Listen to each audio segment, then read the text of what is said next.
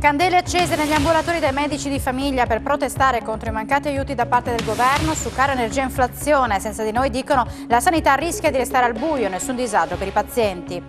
Il caro energia costringe il consorzio di bonifica Pianura Friulana ad aumentare i canoni invariati da un decennio del 40%. Contrari a Copagri, impossibile per le aziende agricole sostenere questi rincari. Aveva rubato un bancomat sottraendo oltre 1.700 euro alla vittima, ma grazie alla segnalazione dell'app per l'home banking è stato incastrato. Per questo motivo un udinese è stato condannato a 14 mesi di reclusione. Nel weekend saranno aperti tutti gli impianti dei poli sciistici della regione. Per le località turistiche si preannuncia Natale da tutto esaurito. La montagna sarà al centro della puntata di stasera di Economai FVG. Dal 10 gennaio Treviso ospiterà la Coppa Europa di sci, una 3 giorni da grande antipasto per il Festival Olimpico della Gioventù Europea e il primo dell'anno torna dopo il Covid la fiaccolata dell'Ussari.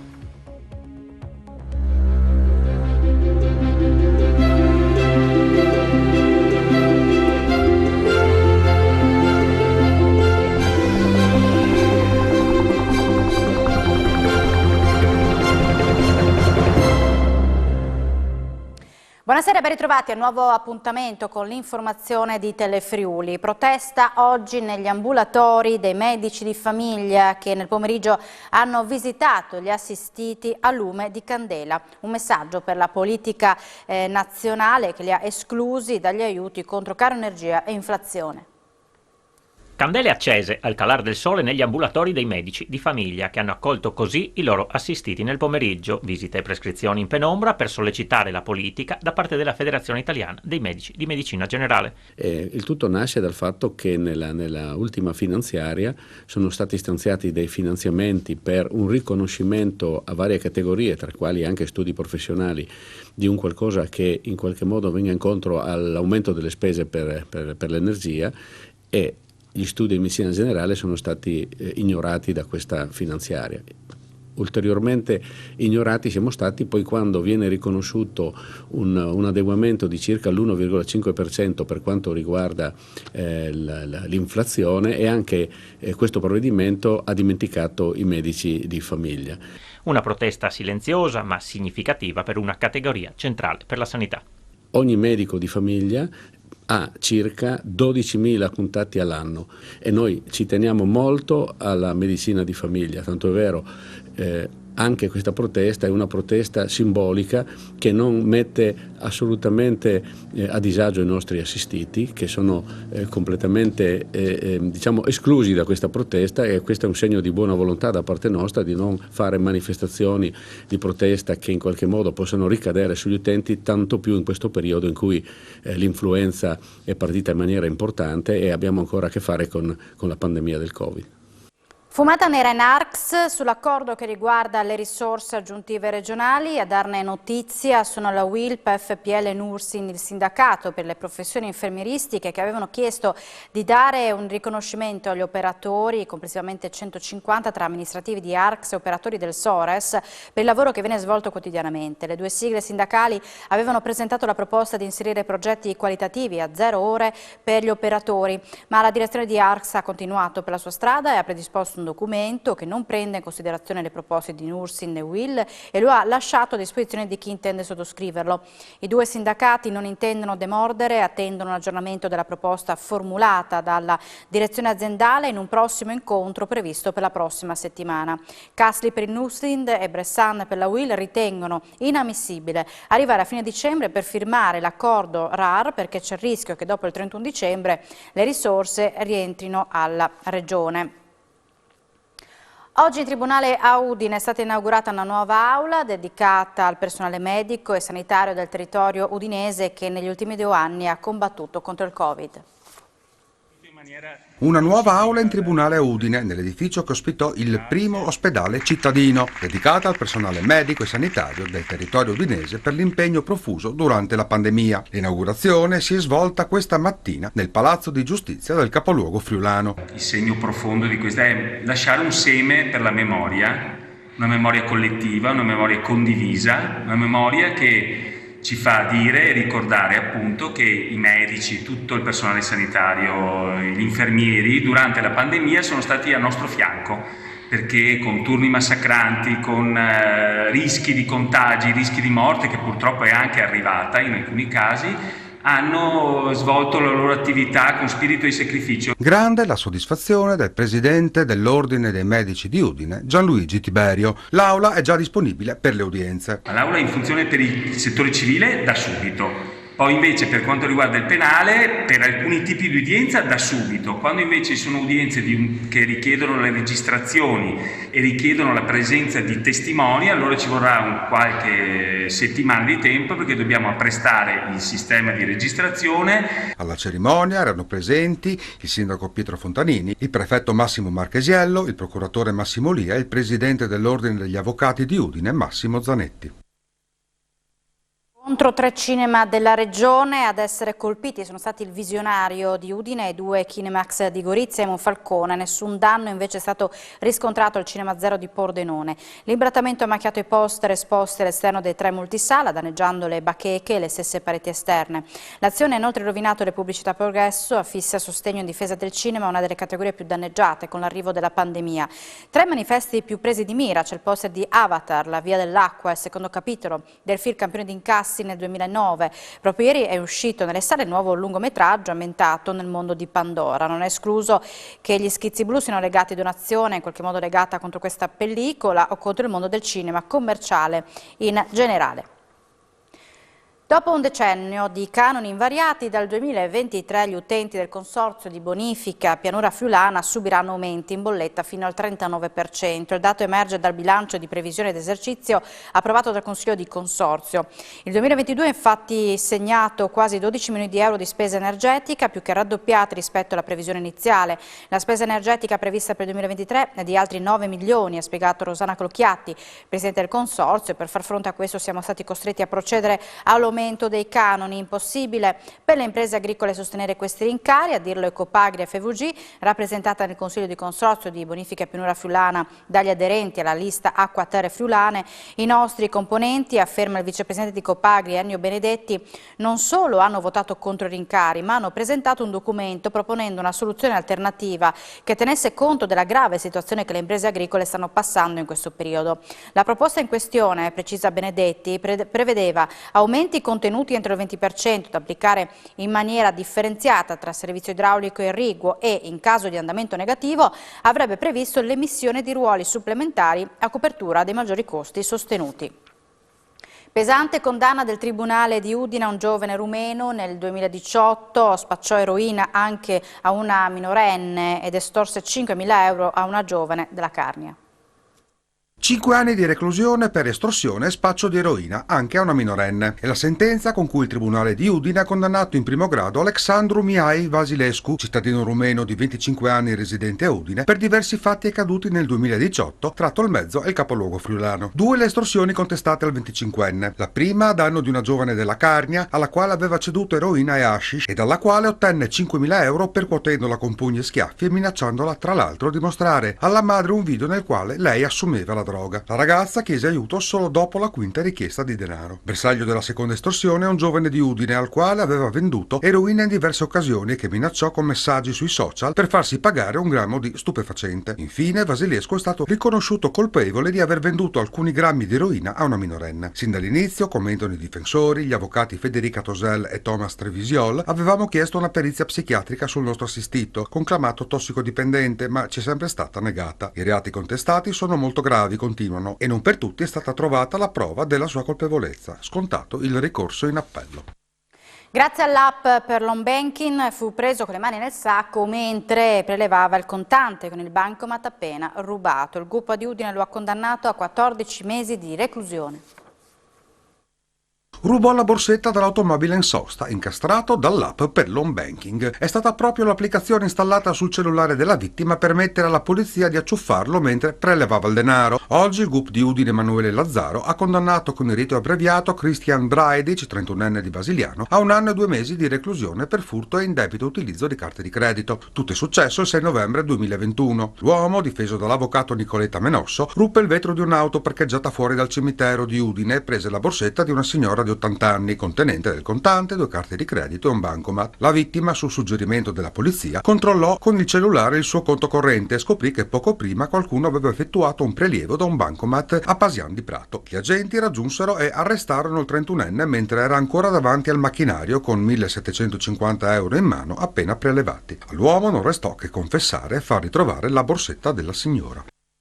La situazione politica continua a mutare in questi giorni. Nel centro-sinistra ci sono già dei potenziali candidati contro l'attuale presidente della regione Massimiliano Federica. Franco Jacob, Paolo Coppola e Furio Onsel. Sono queste le autocandidature per sfidare alle elezioni di primavera l'attuale presidente di regione Massimiliano Federica. Il tempo stringe, l'obiettivo del Partito Democratico è di avviare quanto prima il tavolo per costruire la coalizione.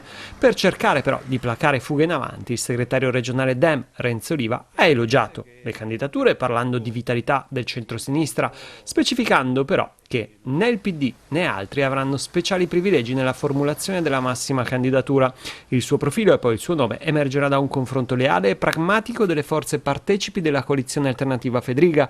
Il candidato non è ora il tema al centro del tavolo che dobbiamo ancora aprire verificando chi ci sta e chi potrebbe starci in un breve futuro. Un passo alla volta, conclude Liva.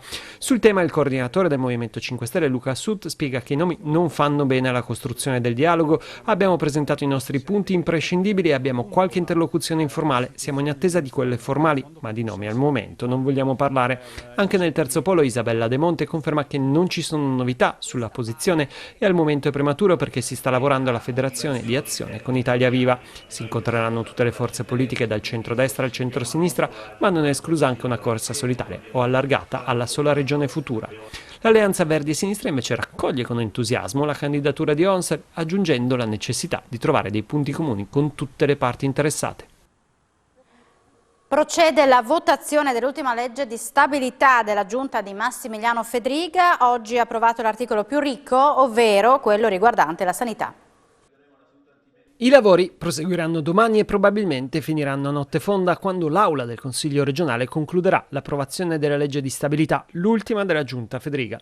Mercoledì, dopo la discussione generale, è arrivato il via libera all'articolo 2 dedicato al mondo del turismo e presentato dall'assessore Sergio Midiobini con 900.000 euro di ristori ai gestori delle piscine promosso dal centrodestra. Oggi è arrivato il via libera anche all'articolo 3 con 81 milioni di euro per il comparto delle risorse agroalimentari con l'assessore Stefano Zanier che ha ringraziato l'intera Assemblea legislativa per aver sempre dimostrato capacità di dialogare, sia pur su posizioni diverse e principi non condivisi, ma rimanendo su temi concreti e lasciando sempre aperto il canale del dialogo, una schema che deve proseguire ed essere ampliato anche in prospettiva futura.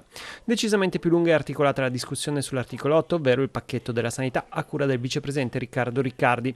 C'è un'importante disponibilità di risorse a beneficio del sistema salute della regione, ha spiegato Riccardi dopo l'approvazione dell'articolo, che somma complessivamente quasi 2 miliardi e 900.000 euro, oltre 110 milioni di euro in più rispetto allo stanziamento della precedente finanziaria e legge di stabilità collegata del 2022. La programmazione degli investimenti negli ultimi 5 anni ammonta a oltre 1 miliardo di euro contro i 212 milioni di euro della legislatura precedente, 5 volte in più.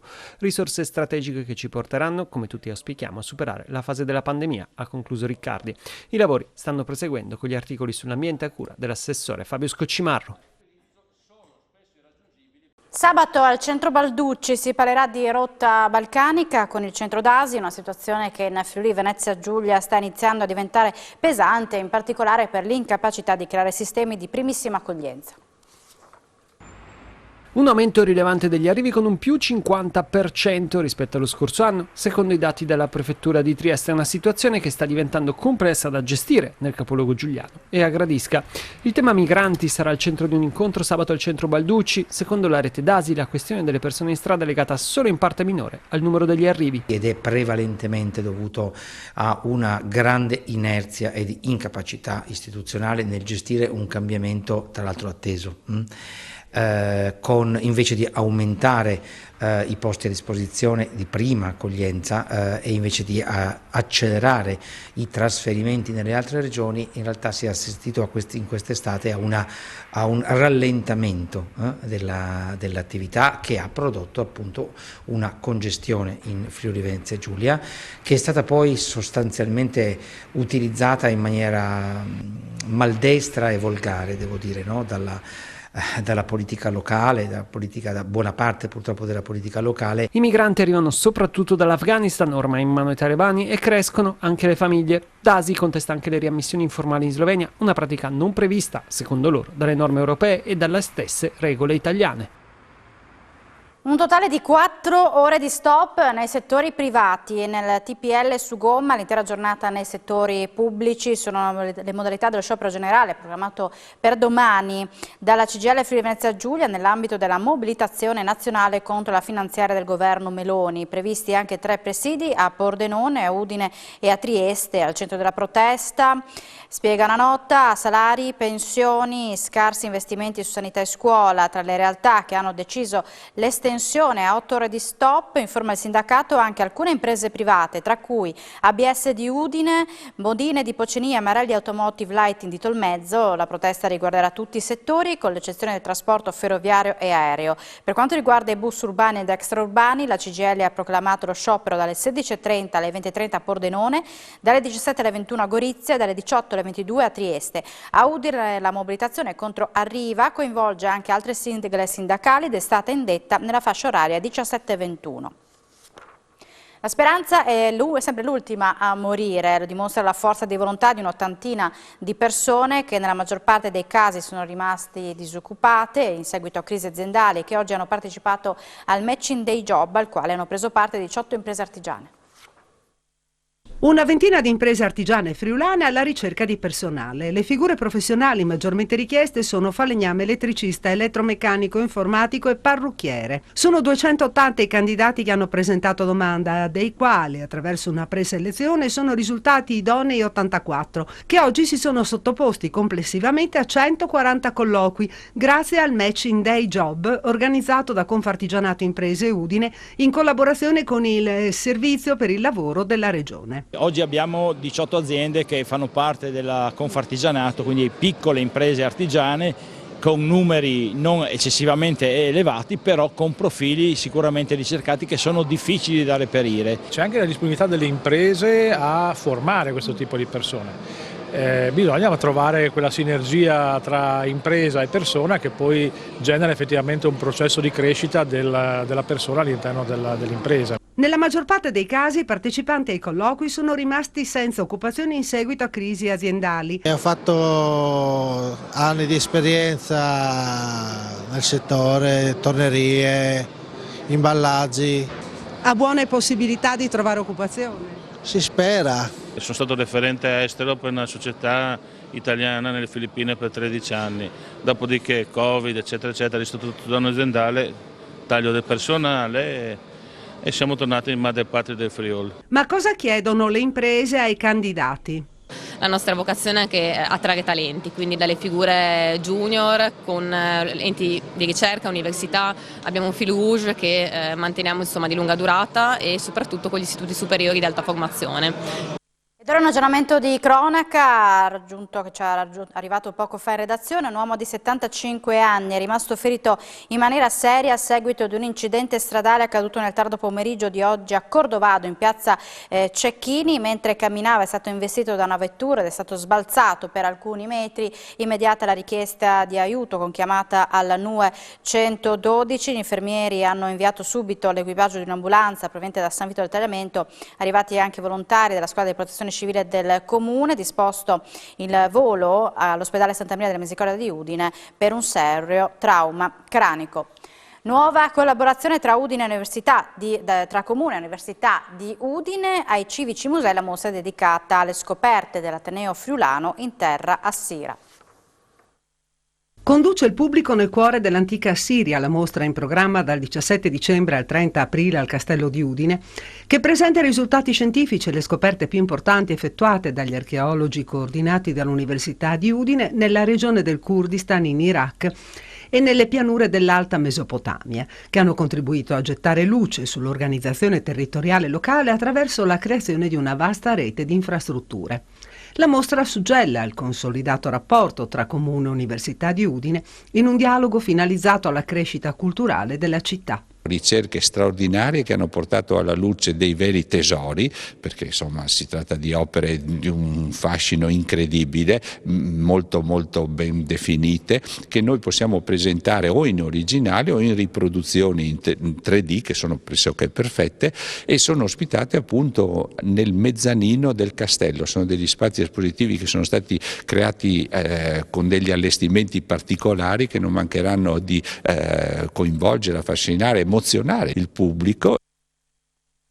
Ed ora andiamo a Capriva del Friuli, dove verrà riqualificata la scuola primaria Torre grazie ad un finanziamento PNRR da 1 milione di euro.